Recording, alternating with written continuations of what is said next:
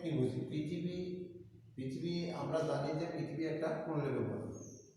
পৃথিবী যদি কমলের মতন হয়ে থাকে তাহলে পৃথিবীর ভিতরে কি আছে, বাইরে কি আছে, এই বিষয়টা নিয়ে আমরা আলোচনা করব। তাহলে পৃথিবী হচ্ছে সৃষ্টির শুরুতে পৃথিবী কি ছিল? উত্তপ্ত ও গ্যাসীয় পিণ্ড দ্বারা পৃথিবী সৃষ্টি। এই উত্তপ্ত গ্যাসীয় পিণ্ডটা আস্তে আস্তে শীতল ও কি হয়? শীতল হয়ে ঘনীভূত হয়। পরে এরপরে কি হয়? আস্তে আস্তে আবরণ পড়ে। এই আস্তে আস্তে আবরণ পরে তাহলে সেটা হলো ভূত্বক। ভূত্বক আছে কয় ধরনের? 3 ধরনের: অশ্বমণ্ডল, গুরুমণ্ডল আর কেন্দ্রমণ্ডল। আমরা যদি সাধারণত পৃথিবীটাকে বৃত্ত আকারে ধরি তাহলে পৃথিবী এটাকে কি বলবো? বাহির, আর এটা হচ্ছে ভিতর, অন্তর।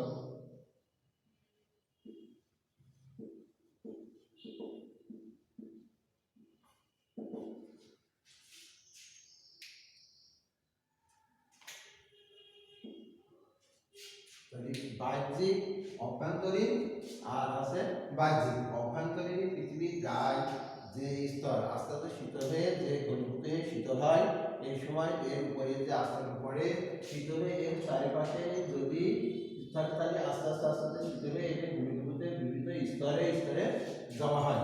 জমা হওয়ার পরে সেটাকে বলা হলো ভূত্বক। এই ভূত্বক আছে 3 ধরনের হয়ে থাকে: অশ্বমণ্ডল, গুরুমণ্ডল আর কেন্দ্রমণ্ডল। অশ্বমণ্ডল, গুরুমণ্ডল, কেন্দ্রমণ্ডল। ভূত্বক যেসব উপাদান দিয়ে তৈরি তার নাম আছে শিলা। পৃথিবীতে কার্যরত বিভিন্ন ভূমিরূপ প্রক্রিয়া যেমন শিলা ও খনিজ দ্বারা প্রভাবিত হয়ে থাকে।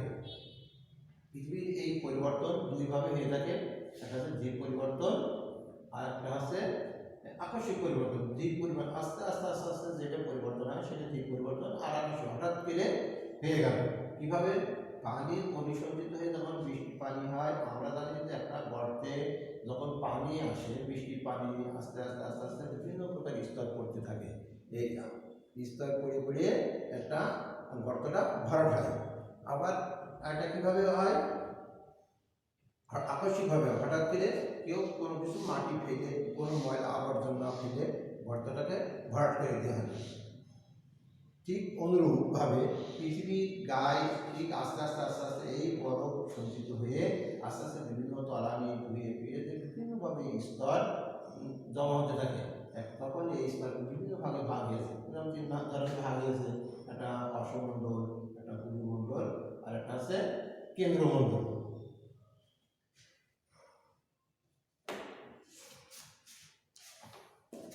এবার আমরা পৃথিবীর অভ্যন্তরীণ ঘটনা, পৃথিবীর অভ্যন্তরীণ ভিতরে কি আছে কি সেই সম্পর্কে আমরা জানবো। পৃথিবী কি ছিল? এক সময় উত্তপ্ত গলিত পিণ্ড ছিল।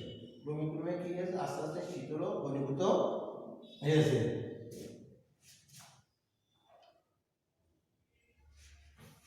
এই ঘনীভূত হওয়ার পরে যে উপাদানগুলো পৃথিবীর বাইরে স্তরের উপাদানগুলো কেন্দ্রের দিকে জমা হতে থাকে।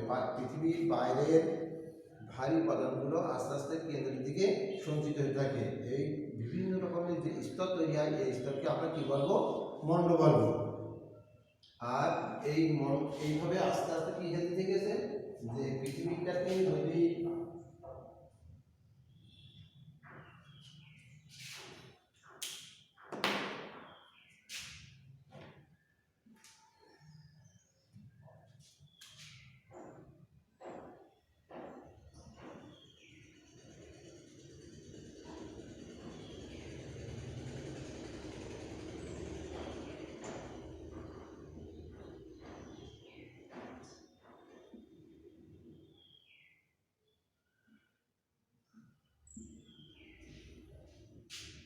এটা হচ্ছে অশ্বমণ্ডল, এটা আছে কেন্দ্রমণ্ডল, এটা গুরুমণ্ডল।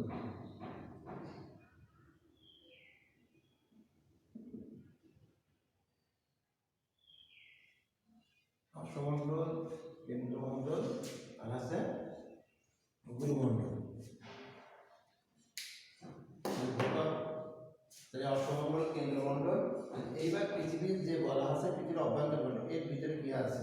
যে আস্তে আস্তে আস্তে তখন পলি সঞ্চিত হয়ে শীত হয়ে যাচ্ছে, ঘনীভূতে যে ভারী যে উপাদানগুলো থাকছে এগুলো আস্তে আস্তে আস্তে আস্তে কেন্দ্রের দিকে জমা আসছে। এই কেন্দ্রের দিকে জমা হওয়ার পরে কেন্দ্রের দিকে কি আছে জমা আছে, আর হালকা উপাদানগুলো উপরে তারতম্য অনুসারে নিচ থেকে ঊর্ধ্বমুখে উপরের স্তরে জমা হয়। উপর থেকে যেহেতু যে জিনিসটা পানি থেকে আস্তে আস্তে আস্তে আস্তে জমা হচ্ছে কেন্দ্রের দিকে, এটা হচ্ছে ভারী, তারপরে আস্তে আস্তে হালকা চিপে দিতে যে এক সময় যে কি আছে সেটা একেবারে হালকা হয়ে যাচ্ছে। এই যে স্তর, এই যে একটা দুটো তিন এইভাবে যে স্তরগুলো আছে, এই স্তরগুলোর নাম হচ্ছে মণ্ডল। উপরের স্তরকে অসমণ্ডল বলে, আর অসমণ্ডলের উপরের অংশ ভূত্বক নামে পরিচিত। যে অংশটাকে আমরা অসমণ্ডল বলবো সেই অংশটাকে বলা হবে ভূত্বক। ভূত্বক আছে কি শিলার যে পৃষ্ঠে শিলার যে কঠিন বহিরাবরণ দেখা যায় তাই আছে ভূত্বক। ভূপৃষ্ঠের যে কঠিন বহিরাবরণ দেখা যায়, কঠিন যেটা শক্ত, সেটাকে বলা হবে ভূত্বক। অন্যান্য স্তরের তুলনায় ভূত্বকের পুরুত্ব হচ্ছে কম, সেটা হচ্ছে কি কত, সবচেয়ে কম, গড়ে আছে 20 কিলোমিটার। ভূত্বক পৃথিবী থেকে এই যে কেন্দ্রে এইখান থেকে এর দূরত্ব হবে 20 কিলোমিটার, আর মহাদেশীয় 20 কিলোমিটার, আর ভূত্বক মহাদেশের তলদেশের গড়ে হবে হলো 35 কিলোমিটার, আর সমুদ্র তলপৃষ্ঠে আছে 5 কিলোমিটার। সমুদ্র তলপৃষ্ঠে আছে হলো 5 কিলোমিটার পুরো। সাধারণত মহাদেশীয় ভূত্বকে এই স্তরকে শ্যাম দ্বারা গঠিত। এই স্তরে কি কি আছে, এই শ্যাল স্তরে ভারী এবং এর প্রধান খনিজ উপাদানগুলো সিলিকন, ম্যাগনেসিয়াম, যা সাধারণভাবে সীমা নামে পরিচিত। অনুমান করা যায় যে এই বিষয় স্তরে সারা পৃথিবী জুড়ে বহিরাবরণ ও গভীর সমুদ্র তলদেশে বিদ্যমান। ভূত্বকের উপরের ভাগে বাহ্যিক অবগুলো দেখা যায় পর্বত, মালভূমি, সমভূমি ইত্যাদি। এই ভূত্বকের নিচের প্রতি কিলোমিটার 30 সেলসিয়াস তাপমাত্রা বাড়ে, প্রতি কিলোমিটারে 30 ডিগ্রি সেলসিয়াস তাপমাত্রা বাড়ে। তাহলে ভূত্বক কি আছে, ভূত্বক আছে যে ভূপৃষ্ঠে যে শিলা বহিরাবরণ দেখা যায় সেটাকে বলা হবে ভূত্বক। ভূত্বকের হচ্ছে পুরুত্ব আছে কম।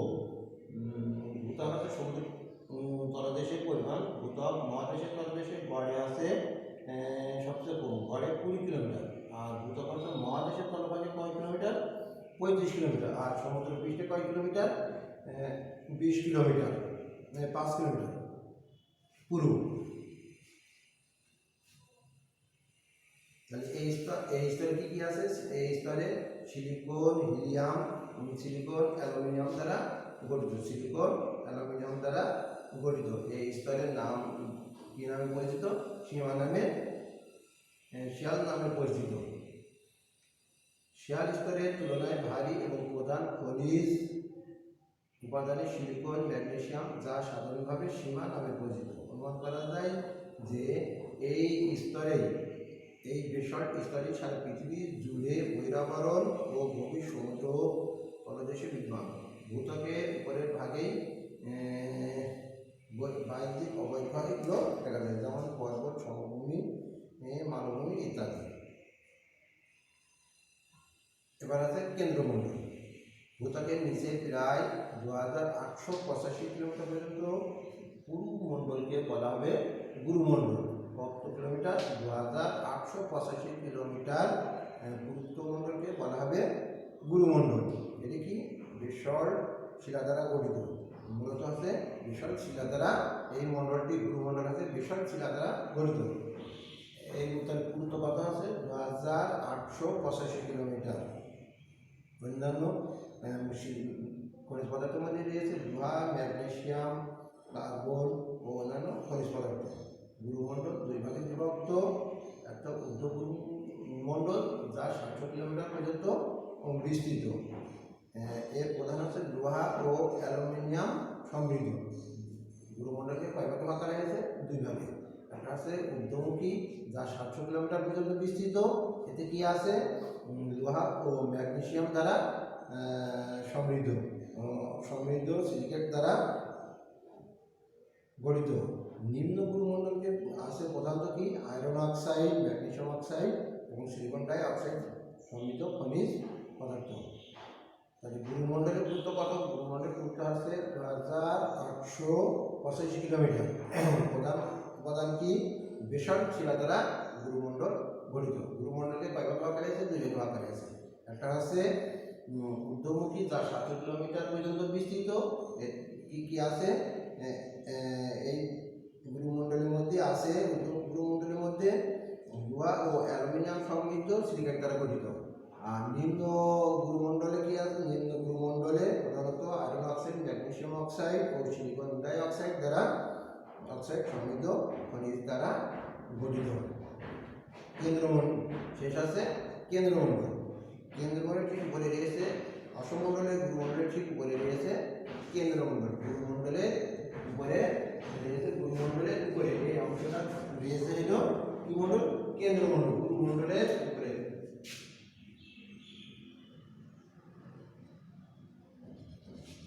এখানে আছে কেন্দ্রমণ্ডল। গুরুমণ্ডলের নিচে পৃথিবী পর্যন্ত বিস্তৃত এই মণ্ডল বিস্তৃত। গুরুমণ্ডলের নিচ থেকে পৃথিবীর কেন্দ্র পর্যন্ত এই মণ্ডল বিস্তৃত। প্রায় কত কিলোমিটার? 3486 কিলোমিটার পুরু। এই কেন্দ্রমণ্ডলের গুরুত্ব আছে কত? 3486 কিলোমিটার পুরু। ভূকম্পন তরঙ্গের সাহায্যে জানা গেছে যে কেন্দ্রমণ্ডলের একটি তরল বহিরাবরণ আছে। একটা তরল বহিরাবরণ আছে কোন জায়গায়? কেন্দ্রমণ্ডলে একটি তরল বহিরাবরণ, যা প্রায় 2270 কিলোমিটার পুরু। একটি কঠিন অন্তর্ভাগ আছে যা 1216 কিলোমিটার পুরু। বিজ্ঞানীগণ বিশ্বাস করেন যে কেন্দ্রমণ্ডলের উপাদানগুলোর মধ্যে লোহা, নিকেল, পারদ ও সীসা রয়েছে। তবে প্রধান উপাদান হলো নিকেল ও লোহা। তাহলে আমরা কেন্দ্রমণ্ডল কিভাবে জানি? কি হলো যে গুরুমণ্ডলের উপরের অংশকে বলা হলো কেন্দ্রমণ্ডল। কেন্দ্রমণ্ডলের গুরুত্ব কত? 3486 কিলোমিটার। এর মধ্যে কি আছে? ভূকম্পনের তরঙ্গের মাধ্যমে জানা গেছে যে একটা তরল অংশ আছে আর একটা কি আছে?